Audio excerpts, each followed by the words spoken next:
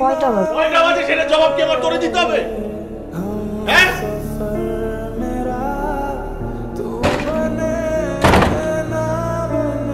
কিসের টাকা? কিসের টাকা মানে বুঝো না? হাত খরচের টাকা। তোরে তো মাসের প্রথমে হাত খরচের টাকা দিছে, এখন আবার আর টাকা শেষ হয়ে গেছে, এখন নতুন করে টাকা লাগবে, টাকা দাও। এই তোর লজ্জা করে না? তোর মার কাছে তুই নেশার টাকা চাস? এই কি নেশা নেশা করো কেন সব সময়? 300 একটা নেশা, আমি কি সব সময় নেশা করি নাকি? আমি আর মানুষের কি টাকা লাগে না? বাবা আমার লাগেজের টাকা দিয়ে দাও বাবা। বাবা বাবা বাবা বাবা সব ধর এটা ধর। আরে বন্ধ কেটলে আমি কি করব? কি কম 90 দেবো 90। আচ্ছা তোমার আপনি? আপনি ইতি? জি। আপনি আমাকে চিনবেন না। আমি গতকাল রাতে খুব রাতের দিকে কাজ শেষ করে বাসায় ফিরছিলাম, তখন দেখি রাস্তার পাশে লাগেজটা পড়ে আছে। দূর থেকে লাগেজটা দেখি আমি বুঝতে পেরেছিলাম এটা কোনো ছিনতাইকারীর কাজ। পরে লাগেজটা খুলে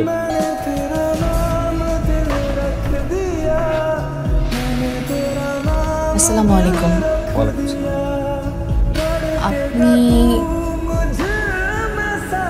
আপনি সেই লোক না? ভেতরে আসুন প্লিজ, ভেতরে আসুন।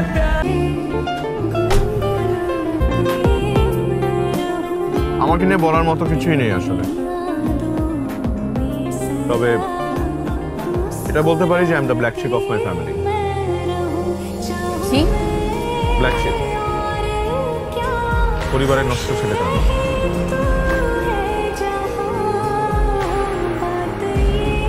আপনাকে দেখে কিন্তু একদম এরকম মনে হয়। মানুষকে দেখা মানেই তো আর জানা না।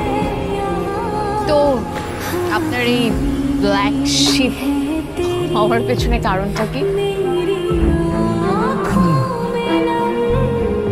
বাদ দিন না এসব কথা, বলতে ভালো লাগে না। এটা কি? খুলে দেখুন। ঘড়ি আপনার জন্য কিনেছি। আজকে অফিস থেকে ফার্স্ট স্যালারি পেয়েছি তো, তাই ভাবলাম প্রথম গিফটটা আপনি ডিজার্ভ করেন। How nice, thank you. কিন্তু দরকার ছিল না। পারতাম, কিন্তু খুব ইচ্ছে ছিল যে আপনার জন্য কিছু একটা নেই। মাঝে মাঝে মনের ইচ্ছেগুলোকে প্রাধান্য দেওয়া উচিত। খুব একটা খরচ হয়নি, সস্তায় কিনেছি। আপনার কোনো গিফটই আমার কাছে সস্তা না। মহামূল্যবান মানুষের কাছ থেকে পাওয়া মহামূল্যবান গিফট। আপনি আমাকে নিয়ে এরকম বাড়িয়ে বাড়িয়ে কথা বলা বন্ধ করেন, আমার অভ্যাস খারাপ হয়ে যাচ্ছে।